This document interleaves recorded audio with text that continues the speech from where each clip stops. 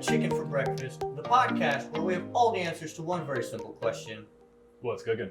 I'm your host, Magic. I'm here with none other than Righteous Bare Arms Chris. That's right, we got Ruth, aka David.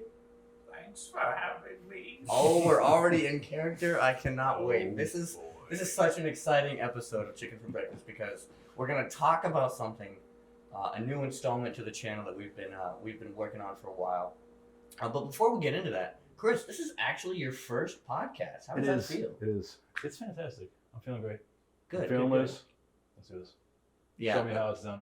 You know, going into, we all know that struggle. We all know that pain of like, oh, I'm gonna mess it up. Oh yeah, I'm definitely. gonna mess it up. I'm looking forward to it. This is not. You're all good. You're all good. So welcome, Chris.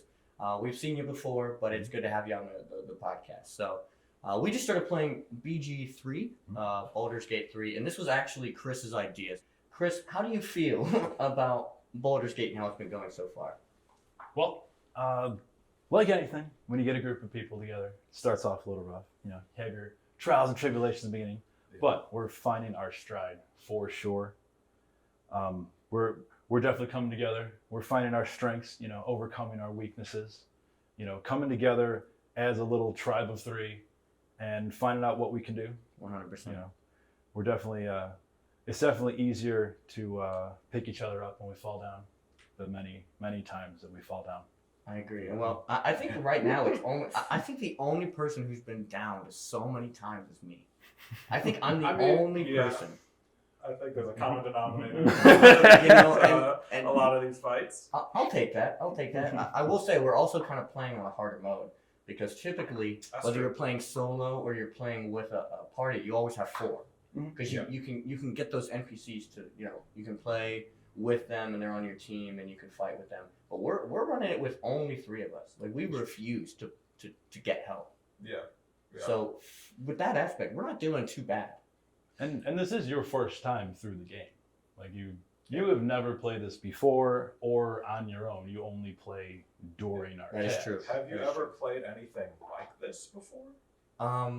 The closest comparison I would say to Baldur's Gate 3 that I've played would be Skyrim or Bloodborne because they kind of both. And neither of them. Okay, so the answer is no. Yeah. So I say it like that because open world. Yeah. For Skyrim is kind of cool. Doing different quest lines is cool. Meeting new people is cool. And Skyrim doesn't let you kill everyone though. That's true. Yeah. So. But yeah, so the answer would be no. Yeah, 100%. Yeah. But I mean, you know, it's actually not that far off. If you go far back enough in the Elder Scrolls, you go back to Morrowind, probably a little bit like Baldur's Gate 3, where you actually can kill everyone. Really? And there is a lot of dialogue options, and there is kind of like a lot of make your own way through the world in whatever wacky, you know, fantastic way you possibly can. They kind of tone it down in the newer games, but I mean that. I think the Elder Scrolls has the tabletop role-playing blood in it.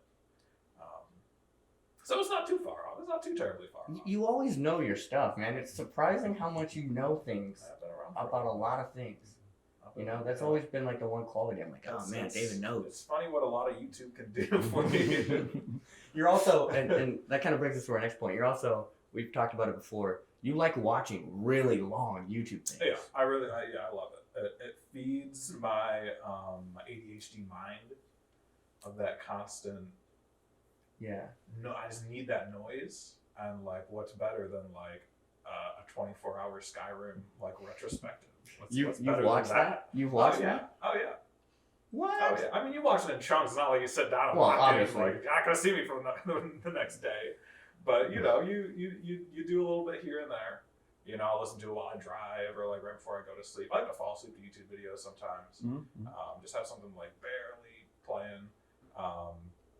So yeah, I really enjoy that content. And a lot of the time it's just like, well, I know I like Skyrim. I like a review of Skyrim where someone really digs deep into it and kind of really breaks down the whole game. I would watch a video and always be wanting more. And now people just make more. You know? So for me, it's perfect, and I watch a lot of long stuff, whatever the case may be. whatever the case may be. So Baldur's Gate gameplay is kind of right down your alley then, in terms of you would watch it. Would I watch Baldur's Gate gameplay? I don't know if I would. I don't know if I would watch gameplay. I would watch a review of it. I would watch a critique of it or a breakdown or a retrospective. I don't know if I could just straight up watch gameplay unless the person doing the gameplay was like, they were just on fire all the time. Like, it was just the most interesting thing. Because you gotta remember, I mean, this game is potentially it's 100 hours, you know, and that's just a first playthrough. You know, you haven't seen everything you can see. So, you know, we're talking, you know, with playthroughs, we're talking 200, 300 hours worth of game. I don't know if you can get me for that much. Because I can only handle, you know, you maybe got me for like a week or two before I'm like, okay, well, now I want to watch something different, but. Well, then the question would be, right, because we're actively doing a playthrough. Yeah. Right, so with that kind of knowledge, what makes our content different? What makes you want to watch our version? A huge part's the editing. A huge part's Production. the actual, you know, the production, the sound, the cuts, the jokes. A lot of that makes it, you know, worth watching. You know, because why would you watch some? Because the way you play Baldur's Gate in a lot of these games is like you can either really take your time or you could just kind of move quick. And I think like the way we play, I think we move relatively quick. All things considered. I would agree. You know, I can't remember very many times where like we stopped for like half an hour to just kind of plan out our next, you know, move. So having more people involved is a big part of it too. Like if I were to play this alone, probably wouldn't keep my interest. But being able to take some of the work of having to control a character and give it off to two other people who can, you know, do their own thing and bring their own little twist to the game, it makes it so much more enjoyable. It makes it so much more enjoyable. And I think that's the only way I would want to watch a Baldur's Gate playthrough is if it was with multiple people playing their characters. So if they were just playing D&D, basically. Yeah. You never see like a D&D solo game. Does that kind of resonate with you as well? Oh, absolutely. And that's something that I think this playthrough particularly is going to have that others aren't, because you're watching the three of us start from the beginning, not only the game, but also a podcast. So you're getting something else from the beginning as well. You're getting three people that are starting to learn how to work as a cohesive unit and also play a game and learn the story of this game coming together. Yeah. So that's a good point. You'll see in just the 3 or 4 episodes that, you know, are being recorded, we've noticed, you know, a huge change in our dynamic. You know, we've, you know, changed where we lay out our cameras. You know, we changed the colors we use on our lights.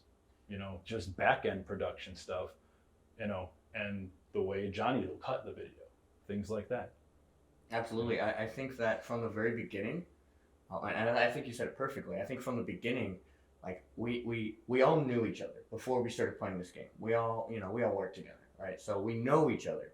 But you were like, we should play this game, and I was like, a little apprehensive, but I'm like, okay, let's do it. And then once we started recording, and I do want to also point out that we recorded like 4 episodes. Yeah. We recorded 4 episodes, and then twice. We died twice. I killed us all. I'd be interested to see how many hours we had actually put in the game before we actually had the first, you know, official episode out. I applaud you for owning those. Yeah, absolutely. Absolutely. You know, I'll take full responsibility. Those will see the light of this sometime. They will, and they partially did in the first episode where we did a flashback cam, and I hope it wasn't super confusing for the viewers, but we did do a playthrough. But I think that initial, because we played for about a month before we started episode 1. Yeah. And I think that was so necessary because I was so fresh to the game. We were so fresh as a team that that was a learning curve. That was the training wheels. We needed to figure that out. And I think as a result, we figured it out and we started making some really dope stuff. Some episodes though, let me tell you, some episodes have been not at all what we thought they were gonna be. Oh That's what makes it so much fun for all of us. Yeah, that's exactly what you were telling us. You were like, yo, you're never gonna play the same way ever, ever. Yeah. Like the owlbear situation, we all know what happened there. Oh yeah. That was a trip. You know, the thing about the owlbear stuff though is like, I think that's probably one of the few times where we've come closest to really playing optimally as like a team. Because I think the stuff we were doing there, it didn't work. Let's just get that out there. It didn't quite work, but it could have. We came real close. We came real close to making it all work. It did though, because I think it's close we came to role playing too. I think so too. That is very true. That's something I think we've been working on as well. It's something that I think I brought up in like week 2 or something when we first started. I was like, I thought it could bring an extra just element to our characters just for fun. Yeah. So that's where the whole just that extra flavor to our characters came in. Yeah. Where the greatest mage and the caring about animals and the what was yours again? Being a sneaky old woman. The sneaky old The woman. slick thing. old lady. The slickest old lady. Yeah, I think I think that's a very good point. Role playing on 2 different levels. Role playing as our characters, but also role playing as in. I think we really showcased our roles and what we're good at. Mm-hmm. You know, for me and you, Chris, we were transforming to sneak in through areas Johnny couldn't get through, but Johnny can turn invisible. You know, we had a lot of stuff going on. You know, you had the jump buffs, the long strider, and all that. You know, to get us moving through there. So I feel like that's a really good showcase of what our characters can do and who our characters are. Yeah. I think it's kind of the best of both worlds. And the reasoning behind why we did what we did that day. Yeah. Well, and I don't know. It might have been the most critical thinking we've done, but I feel like we had to at that point. We had to. We were put in such a bad situation that we had to think like that. Well, like David and I, we both died. We were out the game entirely. Yeah. A couple times. Yeah, it was not a fun experience.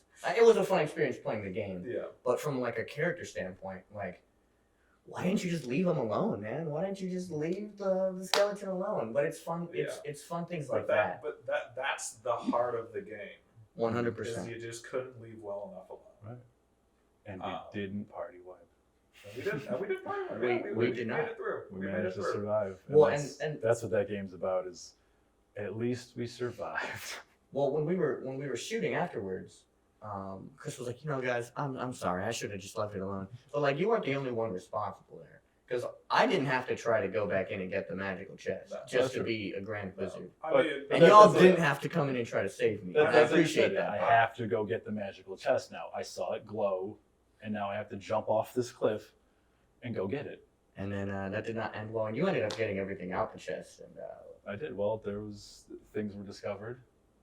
Well, you laid bleeding. I'm glad we did that. I'm glad we did that though, because we got the statue thing, which again, if you don't know what we're talking about right now, you should definitely go check out the series because it's really fun. It'll be right here or here. Yeah, it'll be right here. Yeah.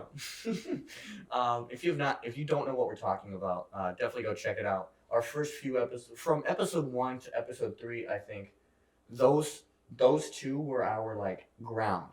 Like we started, we saw, we fixed. We started, we saw, we fixed, and then episode 3 came around and we were like, okay, this is our flow. This is how we can do it. This is how we're operating now. Absolutely. And so if you haven't seen that, make sure you go check it out. It's really fun, y'all. It is really fun. I'm glad we are doing that. Chris, great idea, man. Yeah. Great idea. And like I was saying, this is the building of not only the game, the story, but also like a podcast team. So this isn't just for the gamers, also for people who want to do a podcast and see how it starts. Because people watch podcasts, have been doing it for years, and they think, oh, I can do this tomorrow, just like that. And these podcasts have been doing it for 4 years. They all start somewhere. 100%. And I'm glad you brought that up, because this started as just a sole audio podcast back in like 2021, and from there we've grown into we started shooting video podcasting with our phone facing this way in the studio. Yeah. And then we started filming at the desk, and then we started filming at the other studio, right? So from just an audio podcast to now, we've definitely changed, and it's fun to incorporate different forms of media to kind of adjust to everyone's taste, right? So I don't think that there's a demographic of, if you watch the podcast, you would also be interested in Baldur's Gate. Right. And it's okay to recognize that. And I think it's okay to make content for different people. Yeah. Mm-hmm. But those different people can also take something and glean something from those things. They might not be interested as, they're not going to be interested as a gamer, but they might take something from, oh, I like the way they put their cameras in that corner, or, you know, I like the way that they lit that part. Even though they're not interested as a gaming podcast, they could be interested in the production side of it. 100%. And I think there's also a level of, we're building characters both on and off screen. And I think that's the big point. So for example, I'm going to kind of move into a different space for a second, if you'll allow me, but David and I have been shooting some React videos, and you and I have been shooting some game reviews. And those are both cool, because those aren't character based. That's not Righteous Bear Arms. Yeah. That's Magic and Chris. We're not shooting, you know, character based things when we're shooting React videos with David. Yeah. They're just us. Yeah. So I think it's cool that now we're doing a podcast with our actual personalities face to face, but we're also just having fun on and off screen. Because at the end of the day, we're building that relationship. We're building that film relationship where, hey, let's do a podcast. You showed up, man. You're here. You're doing it. You're in the flesh, man. Oh, I didn't tell you guys. I popped on your React video to Fear Factor the other day after dinner, and I didn't tell the wife who it was, and we watched the entire thing. Oh. And I was like, hey, what'd you think? She's like, oh, I like that. I watch another one. I was like, you know, Very these good. are the guys that play Baldur's Gate. She's like, you know these guys? I was like, yeah, this guy's a podcast with. That's really good. That's really fun. Yeah, Yeah. that's good. That's good to hear. I love So hearing now she that, wants yeah. to watch more. 100%. Did she subscribe? Well, she doesn't have you. She just watches it on mine. Yeah. Did you subscribe? Oh, absolutely. Okay. Right away. All right. I better not find out he didn't. She's not going to watch me play Baldur's. She's not going to watch me play Baldur's. You know, She'll watch you guys do React that's videos. Let's go. Let's go. Yeah, I mean that's the content for everyone. Mm-hmm. You know? Absolutely.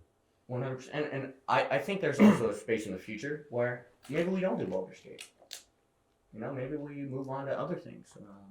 I know we're doing a lot of game reviews. I definitely think that there's some space for growth either way. Oh, yeah. Sure. I mean, we've also somehow got other people roped into Baldur's Gate because they want to be there. It's such a good production level. This is like the first time you're hearing about it, but somebody actually volunteered to be like a sound engineer for the show. Oh. So that's how our sound from episode 1 to episode 3 was so drastically changed for the better, because someone was like, I want to be a part of that. And you know who they are. I just don't want to name drop, but Right. he's a really dope guy, and we'll have him on at some point. But it was really cool that we started this thing, and they were so invested. They were like, do you mind if I help out with it? That's And fantastic. they hadn't even seen anything really. Like they had seen the bare minimum. That is Because true. the first episode when they got interested hadn't even dropped yet. So they were already so invested in it before it even really kicked off. Which I think speaks a lot to what we're doing. Well, when you have something that's because I will say I don't think there's anyone else on YouTube that does Baldur's Gate gameplay the way that we've done it.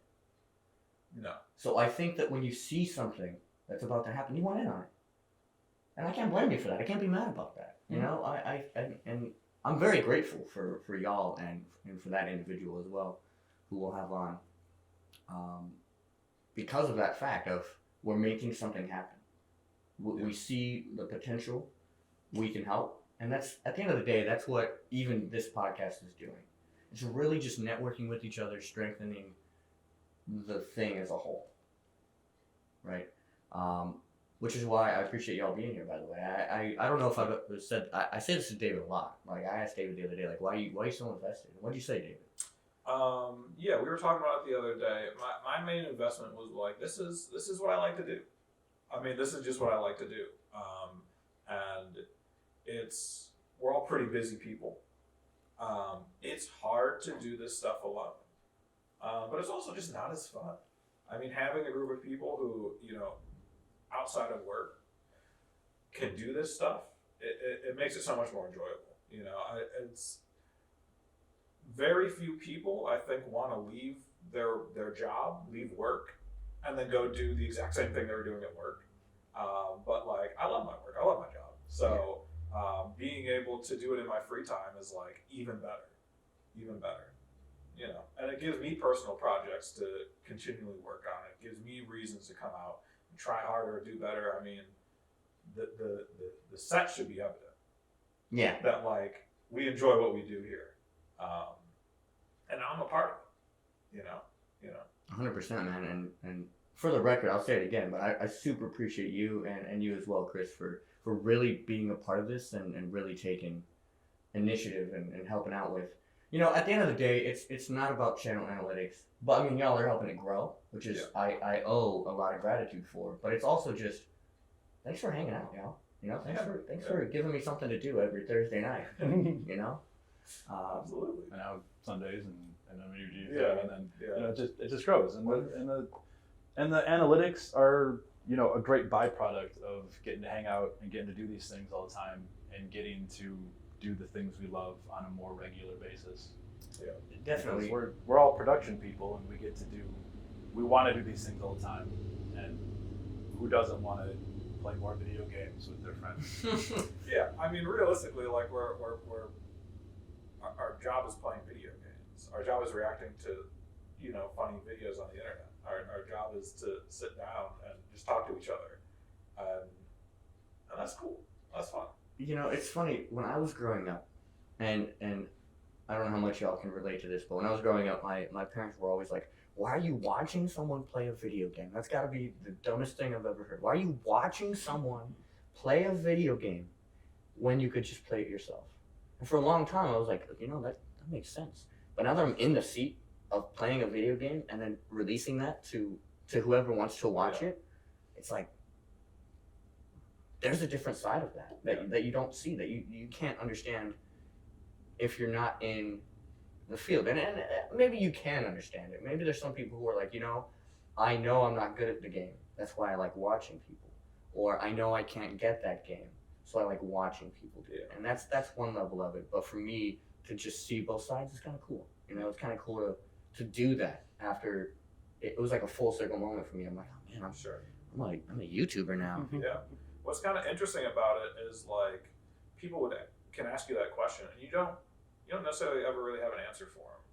Like I don't know, I just like it. But when you're in the driver's seat, well, now you do have to answer that question. Why should people watch my stuff? How can I convince people to watch the stuff we do? So yeah, it's different being on the other side, where the why is kind of your make and break. Now you should definitely know, because that's your market now, and you used to be your market.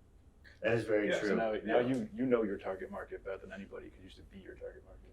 Well, that is true, and I will say, with us doing like podcasting and this, and we kind of already hinted on it, but having those two separate markets and trying to intertwine them, such a challenge.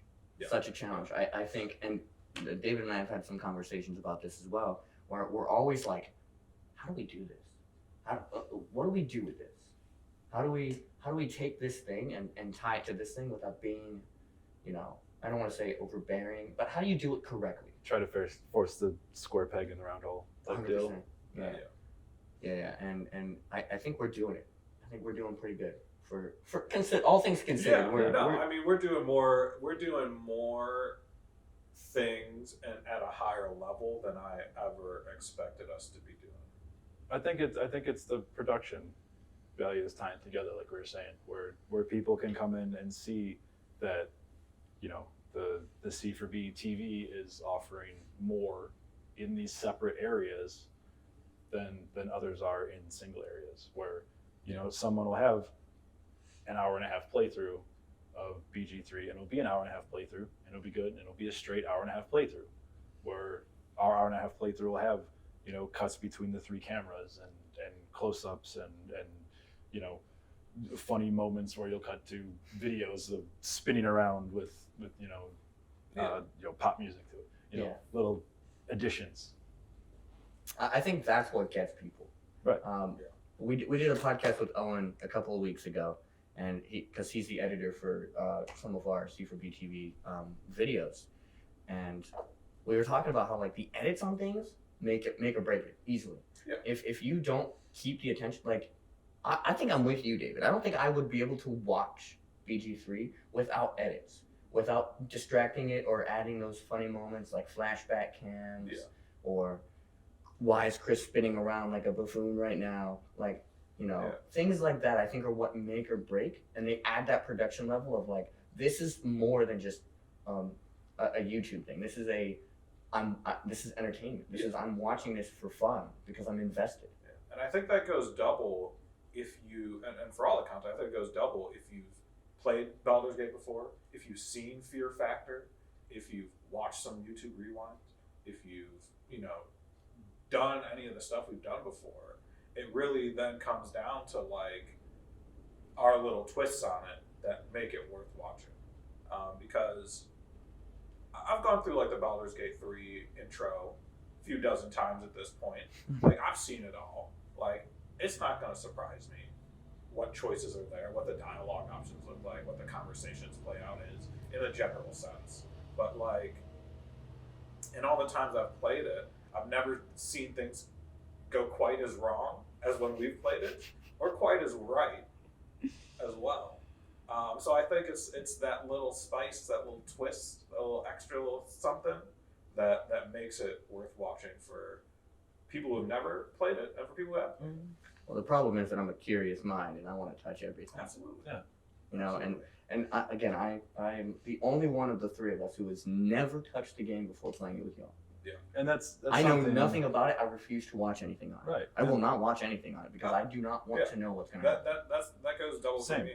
And triple for me. That's the same. Even in my single player game, I had just entered. I'm still just entering Act 2 after way too long. Act 2? Interesting. And that's after exploring every blade of grass in Act 1. Like I'm way too slow of a player in single player. That's why it's a different kind of style playing with somebody else because we have a group pace going. It's not just playing by myself. 100%. And well, and I also respect y'all because you never spoil anything, and I love it. Y'all never talk about it. Right. That's where I was going with that. That's something coming in that David and I knew that you'd never had any experience of this game. So when we first came out of the pods, you're like, all right, where are we going? And David and I said, that way, and didn't move. Yeah. We just stood still. Go ahead. Yeah. Every time we started, we're like, go ahead, we're following you. One of my favorite moments, now that you brought that up, is one of my favorite moments so far is the first time we met Asterion. The most real, genuine reaction that could have happened is, oh, this dude's, I'm going to help this dude because he's probably going to give me something. It's a normal video game, nothing bad could happen. And then I made a little joke. It's like, he's probably going to stab me. And then he actively tried to stab me. He tried. Yeah. It shows that y'all were just like, oh, watch this, like, oh, he's going to watch this guy. Yeah. And that's part of that learning curve. So y'all are watching it from a different angle the whole time. Yeah. I mean, to a degree, yes. I mean, I, at a point, my knowledge drops off. Like, I don't know like the game front to back. I know like the first like 5 hours, 6 hours of the game relatively well. But even then, like part of the reason I don't like the spoilers, I don't want to give people spoilers, especially you, Johnny. And I also don't watch any Baldur's Gate 3 stuff because I don't want to spoil myself. Is that it's almost like antithetical to the game itself. Like if I tell you how everything could play out, like maybe that limits what you're willing to try. And like I'll be honest, the stuff we've done so far, I've never seen before. I've never seen us take in this direction. Really? Most people I play with, oh, Asterion, he's the cool dude. He's so suave. He's so unique. He's such a character. Why would you kill him? Why would you distrust him? Why would you not want him in your party? Right? And that's a lot of the time I feel like that's stuff you'll never see in the game. But we're seeing it. And for me, it's the first time I'm seeing any of it. That's a very interesting take. Yeah. There's like I've played through up until probably about where we are quite a few times with other people, and there's things I've never seen before that's going on in our party. I know one that you mentioned. I think we can talk about it. The we killed Asterion. I've never seen it before. Never seen that before. Never. Ever just Never. saw some dude just. Never. No. I didn't know it was an option. I knew it was an option. I've never seen it. Wow, I've seen that part come to pass a dozen times. Never seen it happen. that's insane. Yeah. That's insane. So it's a different thing every time you do it. Yes. Absolutely. There's so many options that you can play it dozens of times and have different storylines happen. Like right now, we're in a whole new world. Wow, Yeah. we're like Aladdin up in this John. really are. A world We're devoid going of territory. Asterion. I also want to take a moment to talk about Chris's humor level.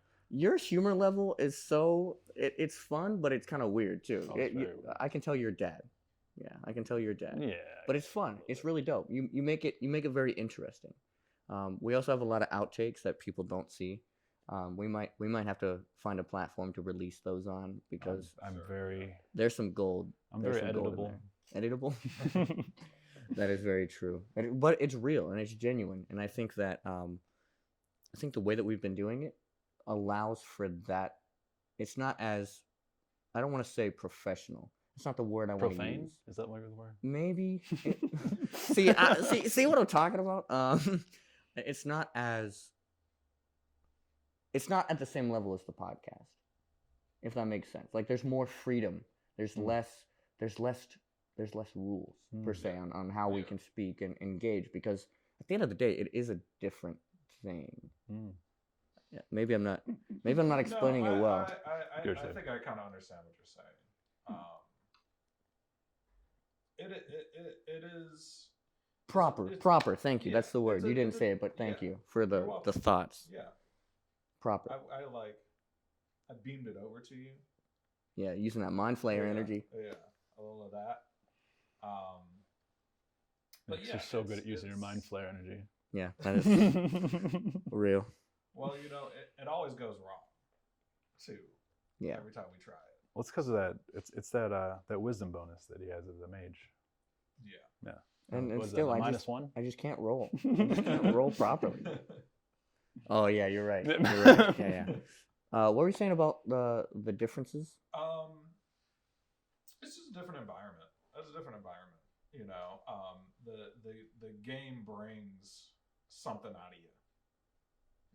That is true. Because it's not like I can just like kill you on the podcast, but like I can like push like maybe a little baby bird down like a flight of stone stairs and be killed in retaliation for it. That did actually happen. And that's content.